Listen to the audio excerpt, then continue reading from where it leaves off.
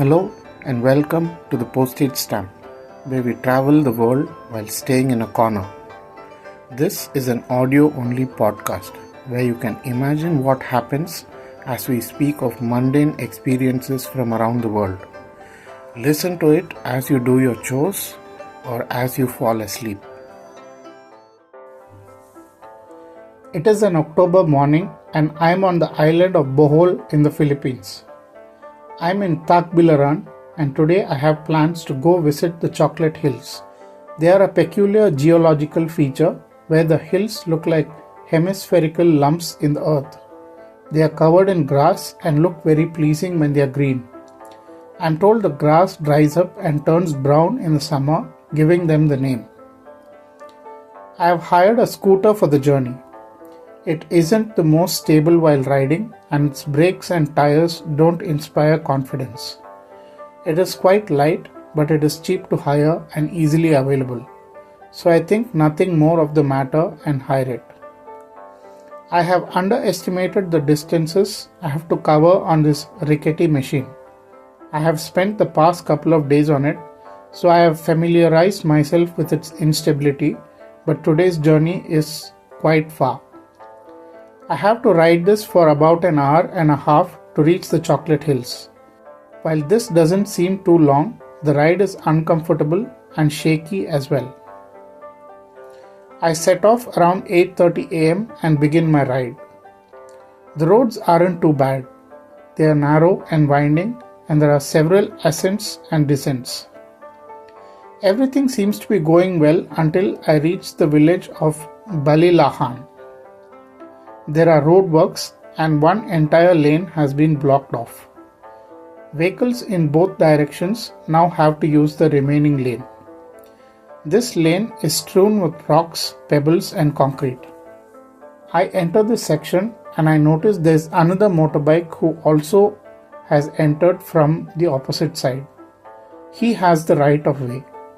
I try to move to the side, but the pebbles get in the way and the skinny tires of my scooter lose traction.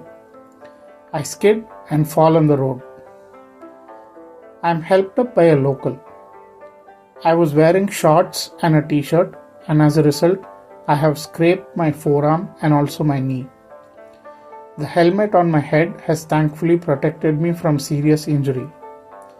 I check around to see if there is anything broken, but it's mostly only the scrapes. They are covered in dust, so I take out my water bottle and try washing the dust out of the wound. The bottle is soon empty. I stand by the side of the road trying to decide what to do next. Do I head back to Tagbilaran or do I continue on to see the Chocolate Hills? A lady appears from a house that's right beside the road. I fell down right outside her house. She notices my bleeding leg and invites me into her house. She's a young woman in her 30s. I sit on her sofa. I gather my wits in her room. It's a simple house, not too different from what you can see in India. A long living room with a dining table to the side. The table is piled high with all sorts of stuff. There is a television next to the sofa that I am seated on. The sofa has colorful, flowery motifs. The lady disappears into a room and she brings me a small bucket of water and some cotton. I manage to clean the dirt from my legs and hands. She also gives me water to drink. In broken English, she advises me to get it looked at by a doctor. I agree that it will be good to get a tetanus shot. She tells me about a rural medical center a little away, but I am not able to figure out the exact location from her. She points me in the general direction and I am on my way again, this time a bit more gingerly, with my arm hurting with the strain of holding the handlebars. I soon reach the village center of Balilihan and I ride around trying to spot the medical center.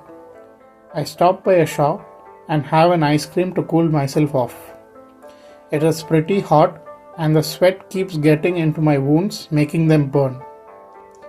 I ask around and finally I am guided to the medical center. It is a primary health center with a sloping roof and half walls. I head inside and a nurse comes to ask me what I want. I point to my arms and legs and she leads me to a room and offers me a chair. She disappears for a while and returns with cotton and betadine solution. She starts slathering it on liberally and I feel a burning sensation. It's extremely painful and the 5 minutes she takes to disinfect feel like forever. Finally, she hands me a prescription and points me to a pharmacy across the road. They are for tetanus shots and an antiseptic cream. I go over and buy the medicines. I am soon back at the medical center and the nurse administers the injection.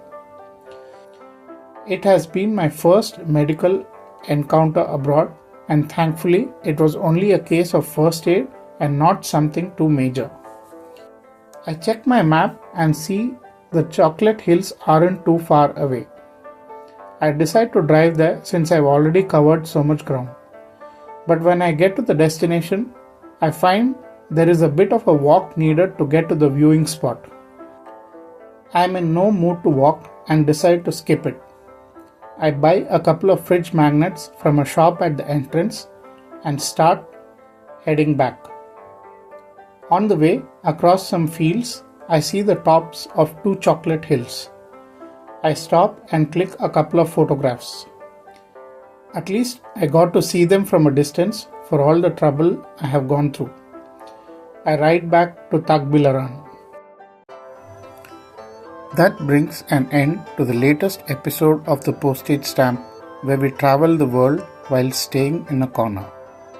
Look forward to another mundane experience in another corner of the world in the next episode.